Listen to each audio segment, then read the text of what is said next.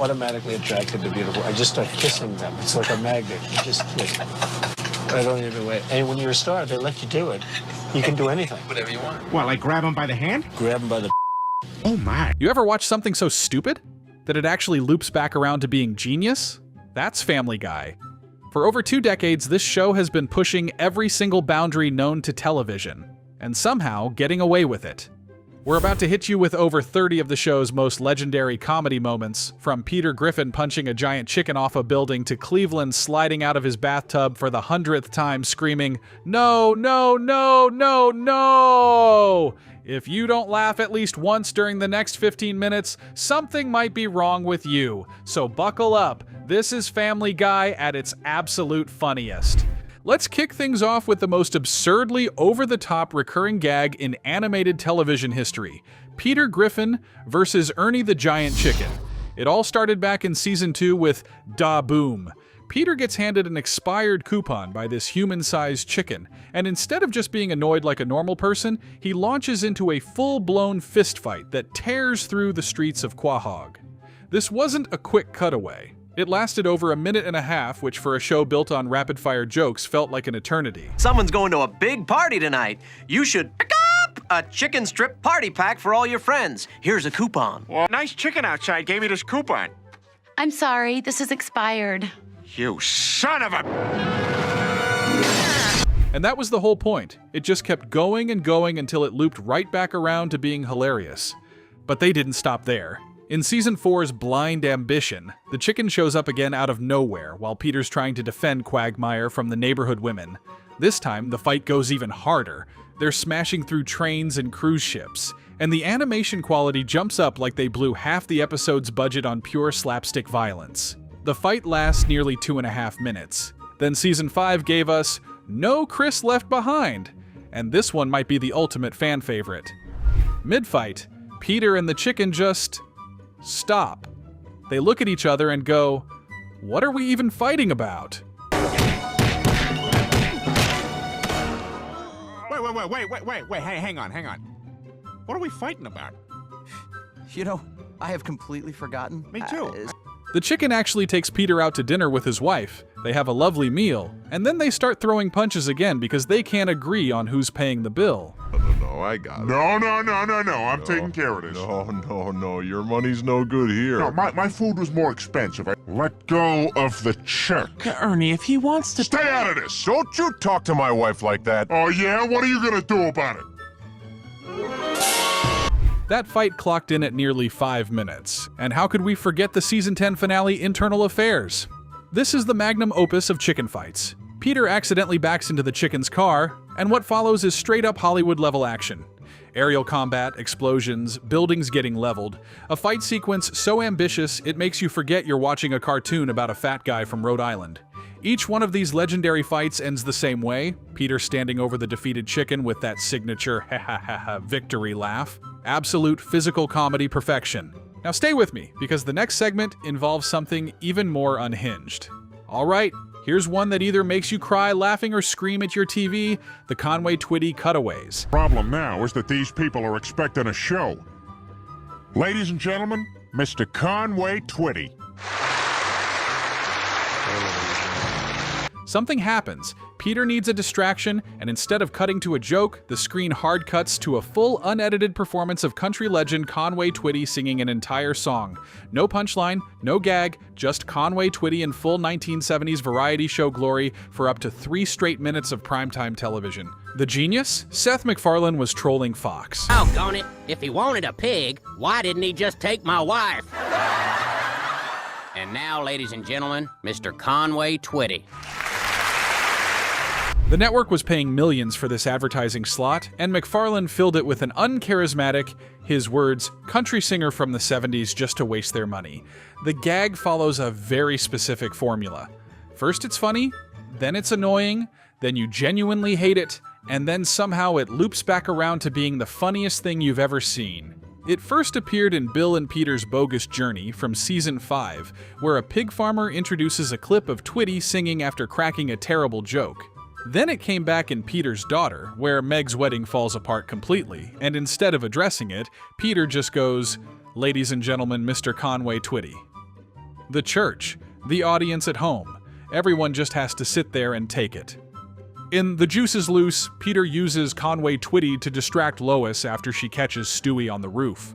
The song plays for what feels like forever, and the kicker?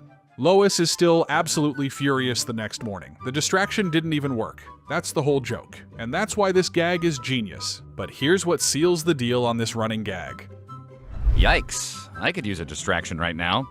Ladies and gentlemen, Mr. Conway Twitty. Few characters on television can turn a single word into a cultural phenomenon, but Glenn Quagmire did it with 2 syllables.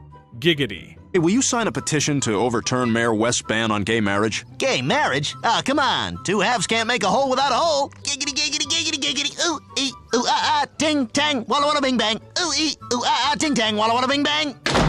That catchphrase has been escalated into some of the most hilarious double-meaning moments in the show's entire history. From innocent conversations he turns wildly inappropriate, to over-the-top reactions to anything suggestive. The character is a walking punchline.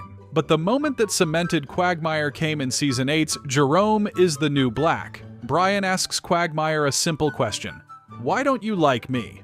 What follows is a 3-minute verbal destruction fans call one of the greatest monologues in animated TV. Get out of there, you dirty little bastard! You're dead!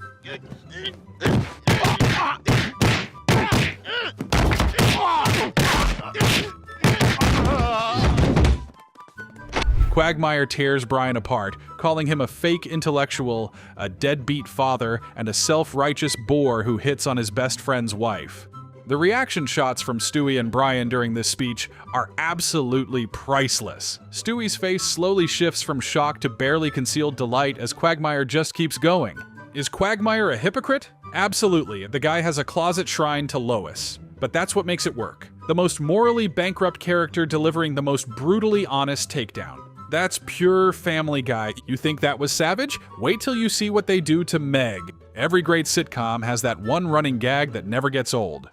For Family Guy, it's Cleveland Brown and his bathtub. What the hell?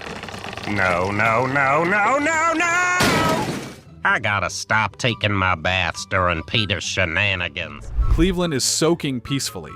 Peter destroys the front of his house with something ridiculous, the floor tilts, and the bathtub slowly slides out while Cleveland screams, "No, no, no, no, no, no!" The first time it happened was in Hell Comes to Quahog, when Peter blows up Cleveland's house with a tank he bought from a car dealer.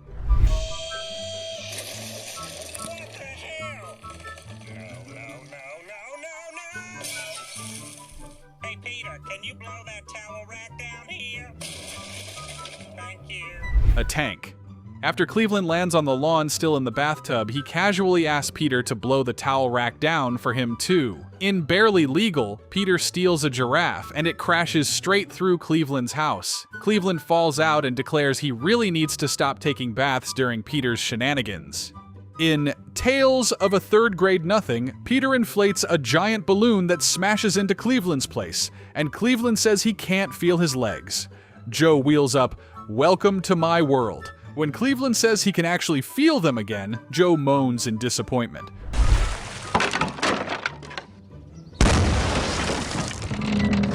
No, no, no, no, no, no!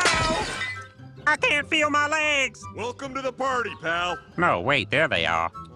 Comedy gold. But here's where the gag turns genuinely dark.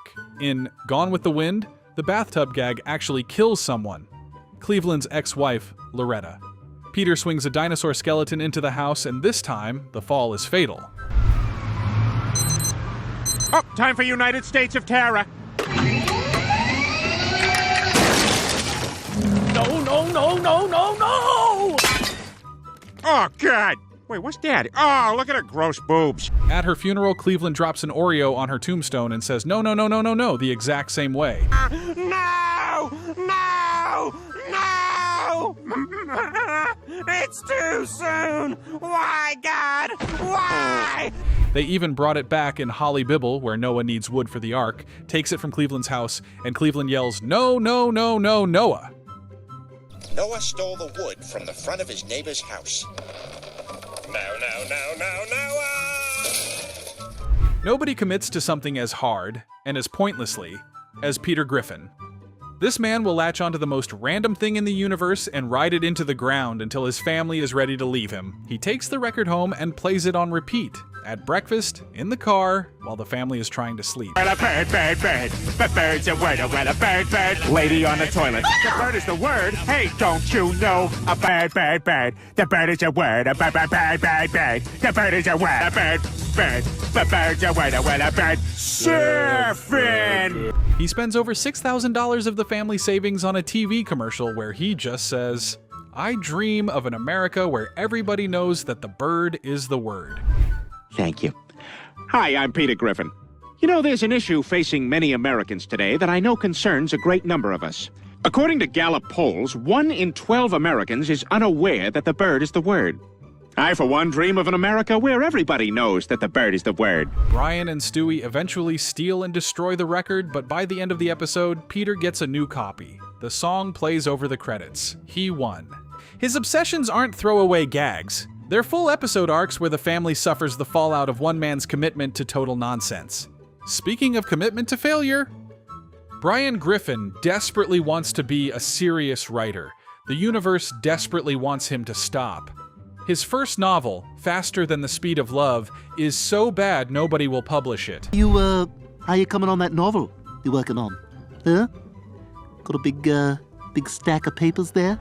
When he finally writes a bestseller, Wish It, Want It, Do It, it's a trashy self-help book he's embarrassed by. He goes on Real Time with Bill Maher, and Bill, Ariana Huffington, and Dana Gould rip it apart so badly that Brian admits on national TV that his own book is garbage. Maher literally sends him outside with a newspaper, like a dog. He's urinating. That's it. Look, Bill, can I outside? No, outside. But the real entertainment comes from Stewie. That baby lives to destroy Brian's literary dreams. In Brian's play, Stewie writes a critically acclaimed play, and when Brian tries to dismiss it, Stewie delivers a devastating monologue about how Brian relies on overdone cliches, blatant plagiarism, and has absolutely no genuine creative voice. It's filled with terrible double entendres, puns, and stolen bits. There's a line in there from Seinfeld. Your play panders to the lowest common denominator, Brian, and it doesn't even do that well. Brian's response? He goes outside and chases a squirrel. Even his coping mechanisms are dog-like. Stewie mocks Brian's writing so consistently throughout the series that it becomes its own running gag. A spray bottle to Brian's ego every single time he thinks about opening a laptop. Quagmire also piles on during his famous rant. Brian can't catch a break from anyone. And you delude yourself by thinking you're some great writer, even though you're terrible. You know, I should have known Cheryl Tiegs didn't write me that note. Now here's someone who gets it even worse. Let's address the elephant in the room. Or as Peter would say, shut up, Meg. Meg Griffin is the punching bag of the Griffin family, and the writers turned her suffering into an absolute art form. Oh, Dad! What is it? What's going on? I heard a noise. Is somebody downstairs? Oh, God, Meg, you startled me. I'm sorry. Wait a minute, that's a great idea. If Meg can get through the vent, she can sneak out and go get help. Dad, I can't go through the vent. Yeah, she's right. We need to grease her up so she doesn't get stuck. Everybody spit on Meg. Stop! Stop! You got From Peter belching in her face during heartfelt speeches to characters literally forgetting she exists, the abuse escalates with every single season. The Shut Up Meg variations could fill an entire video. She says good morning and gets shut down. I matter! Shut up, Meg. You don't matter. Brian's new Meg. Yeah, you're the new me. Shut up, Meg. Peter, how come we've never met you before? Shut up, Meg. Oh, I wonder what he's dreaming about. Shut up, Meg. There's an episode where she times how long she can talk before someone tells her to be quiet. The biggest moment comes from Seahorse Seashell Party, where Meg finally snaps. She tells Peter exactly what kind of father he is, calls out Lois for enabling it, and for a glorious moment, the family falls apart without their punching bag. Then, in classic Family Guy fashion, Meg voluntarily goes back to being the scapegoat because they literally cannot function without someone to dump on. By season 22, the writers pulled back on the abuse due to fan backlash, and Meg starts fighting back, which somehow makes the whole history funnier. What is your single funniest Family Guy moment of all time? Drop it in the comments right now. I'm reading every single one. And if you made it this far without laughing, I don't believe you. Hit that like button, share this with someone who needs a good laugh today, and if you're not subscribed yet, what are you even doing? Smash that subscribe button and turn on notifications so you never miss another video. We'll see you in the next one.